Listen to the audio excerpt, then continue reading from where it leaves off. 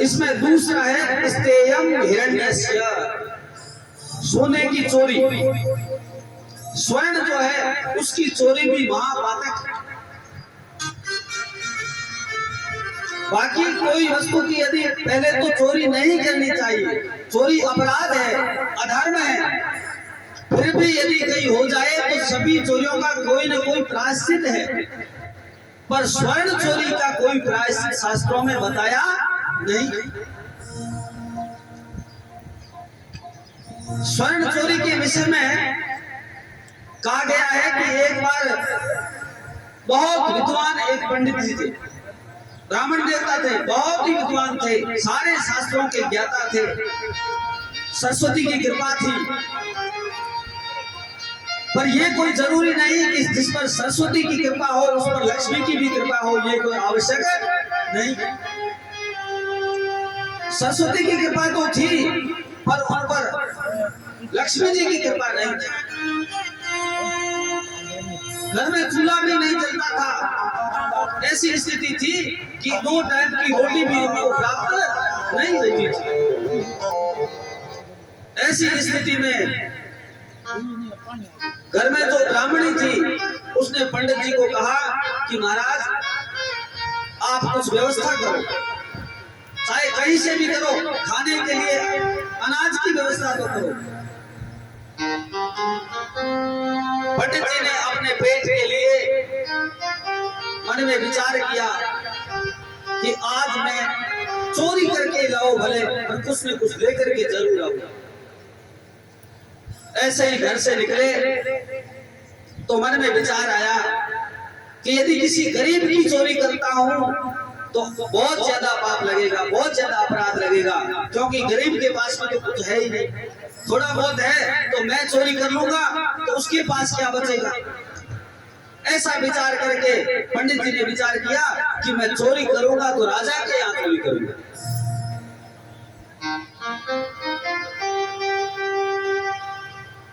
राजा के यहाँ चोरी करने का विचार बना करके शाम का समय हुआ, पंडित जी धीरे धीरे राज दरबार की तरफ चलने लगे। और पंडित जी बड़े विद्वान थे, गायत्री जप करने वाले थे, हमेशा भगवान में मन लगाने वाले थे, तो उनके चेहरे का तेज था, तो उनको जाते हुए किसी ने मना भी नहीं किया, क्योंकि ऐसे तेजस्वी पुरुष को कौन मना करे। मना नहीं किया। पंडित जी धीरे धीरे करते करते विचार किया कि अब चोरी किस चीज की करूं, क्योंकि वहां सारी वस्तुओं में शास्त्र में निषेध बताया गया है, तो मैं चोरी कौन सी वस्तु की करूं। ऐसा विचार करते करते पंडित जी ने विचार किया कि रात्रि के समय में जब राजा जी शयन करेंगे तो उनके मुकुट में जो हीरा लगा हुआ है मैं उसकी चोरी करूंगा, क्योंकि सोने की चोरी का तो बहुत बड़ा पातक है, बहुत बड़ा पाप है, पर हीरे की चोरी का कई शास्त्र में ऐसा आया नहीं कि मैं हीरे की चोरी नहीं करी। तो पंडित जी जहां पर राजा शयन करते हैं उस पलंग के नीचे लेट गए और विचार करने लगे। बोले जब ये पंडित जी राजा साहब सो जाएंगे और अपना मुकुट उतार करके रखेंगे तो उसमें से हीरा निकाल करके मैं ले जाऊंगा। ऐसा विचार करते करते रात हुई, राजा साहब आए, आकर के उन्होंने अपना मुकुट उतारा और मन में ऐसे विचार करने लगे कि मैंने आज मेरी सभा में कितने विद्वानों का सम्मान किया, बड़े बड़े सम्मानित विद्वत्जन लोग आए, उनको मैंने बहुत सारे, किसी को हीरा दिया, किसी को पन्ना दिया, किसी को हार दिया, किसी को स्वर्ण दान किया, किसी को चांदी दी। इस तरह से मैंने उनकी योग्यता के अनुसार अनेकों अनेक उपहार दिए।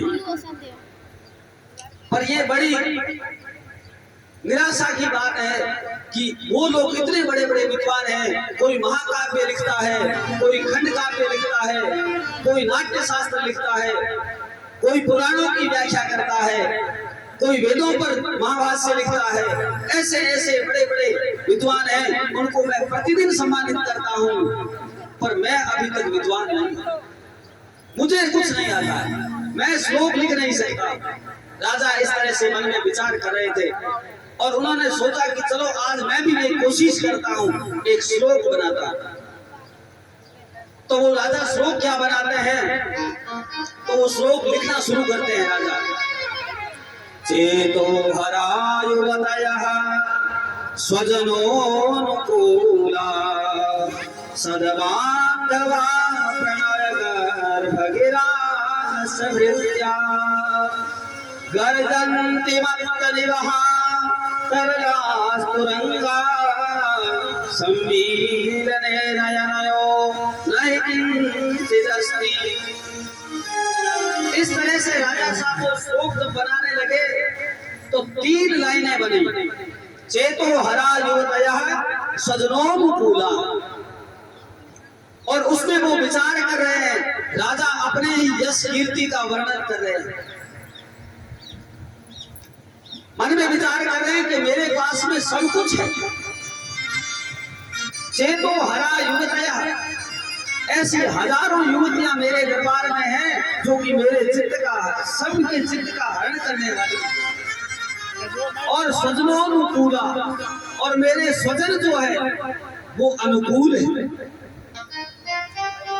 गर्जन सद्बांधवा, और मेरे बंधु बांधव है वो भी क्या है, सच्चरित्र वाले हैं, और मेरे विषय में हमेशा सही सोचने वाले हैं, क्योंकि ये चीजें भाग्यशाली को ही मिलती है। तो जो सद्बांधव है और प्रणय गर्भ गिरास्त भृत्या, और मेरे जो भृत्य है, सेवक है, वो भी हमेशा नम्र है, हमेशा हाथ जोड़ करके खड़े रहते हैं, झुके हुए रहते हैं, कभी भी क्रोध नहीं करते। और गर्जन तिमत्तनिवहा तरलास्तुरंगा, और मेरी घुड़शाला में हजारों घोड़े हैं और मेरे हजारों हाथी हैं, और वो भी बहुत सुंदर है। जब ये 3 लाइनें बन गई और चौथी लाइन जो है राजा जी बना नहीं पाए। अब ऊपर पलंग के ऊपर राजा जी बैठे हुए हैं और नीचे पंडित जी सो रहे हैं।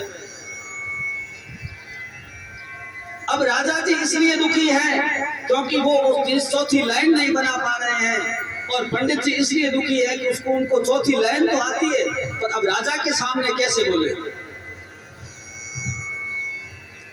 थोड़ी देर हुई, राजा जी को नींद आ गई, पंडित जी धीरे से उठे, उठ करके इन्होंने वो चौथी लाइन जो है नीचे लिख दी, सम्मीलने नयनयो नहि किंचिदस्ति। बोले ये सारी संपत्ति है, पर जब एक दिन आपकी आंख मूंद जाएगी, यानी आप एक दिन मृत्यु को प्राप्त हो जाएंगे, तब ये कोई भी चीज आपके काम नहीं आएगी। इस चौथी लाइन में सारा सारांश लिख करके पंडित जी वहां से धीरे से चल दिए, चोरी नहीं की। जब आगे गए तो विचार किया कि कुछ तो घर लेकर के जाऊं। तो राजा के दरबार के आगे राजधानी में एक गौशाला थी, उस गौशाला में गए और अपनी धोती लेकर के उसमें घास, गाय का जो घास है वो भर करके घर की तरफ चल दिए।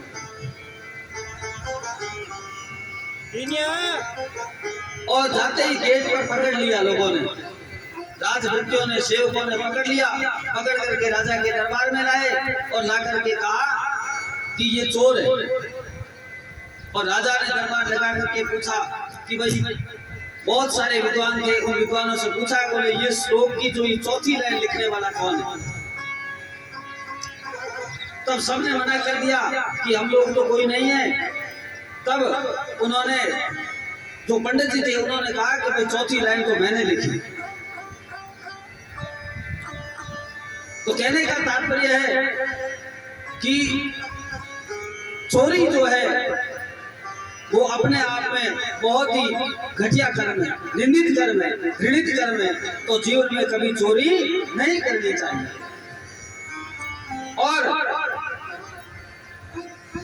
इस तरह से इस कथा के माध्यम से यह भी संकेत मिलता है कि जिसके राज्य में विद्वानों का अनादर होता है या जानकारों का सम्मान नहीं होता, ऐसा राज्य भी नष्ट हो जाता है। इसलिए हमेशा विद्वत जनों का आदर करें, सम्मान करें। और इसी प्रसंग में कल हमने चर्चा की थी सत्य, अहिंसा, चोरी न करना, और शिव पुराण के अंतर्गत विद्येश्वर संहिता में हमने ये चर्चा की थी कि भगवान शंकर की स्थापना करके उसका विधि विधान से पूजन करने वाला व्यक्ति कल्याण को प्राप्त होता है। अब आज आगे के प्रसंग में बता रहे हैं कि पार्थिवेश्वर महादेव का पूजन कैसे करें और उसके अधिकारी कौन है। शौनकादि ऋषियों को सूत जी महाराज कहते हैं कि जो लोग, क्योंकि भगवान शंकर की पूजन शुद्धता की, कोई भी यदि पूजन है तो उसमें शुद्धता की आवश्यकता है, शौचाचार की आवश्यकता है। शिवो भूत्वा शिवम यजे, यानी जब देवताओं का हम पूजन करते हैं तो देवता बनकर के पूजन करना पड़ता है। इसलिए बड़ा कठिन होता है। तभी शौनकादि ऋषि सूत जी महाराज से प्रश्न करते हैं कि आप ऐसी कोई सरल पद्धति बताएं, ऐसा कोई सरल उपाय बताएं जिसके द्वारा जो है हम भगवान महादेव का पूजन सरल तरीके से कर सके। तब सूत जी महाराज महादेव को मन ही मन नमस्कार करते हुए कहते हैं कि आप लोगों को मैं बहुत ही सरल विधि बताता हूं। वो चाहे कोई भी करे, चाहे पुरुष हो, चाहे स्त्री हो, चाहे ब्राह्मण हो, चाहे क्षत्रिय हो, चाहे वैश्य हो, चाहे शूद्र हो, कोई भी हो, उसका पूजन का सबको अधिकार है। ब्राह्मण, क्षत्रिय, वैश्य जो द्विज मात्र है वो वेद मंत्रों से इसका पूजन करे, और स्त्री और शूद्र जो है वो उसका नाम मात्र से नमः शिवाय बोल करके, शिवाय नमः बोल करके उस पार्थिवेश्वर महादेव का पूजन संपादित करें।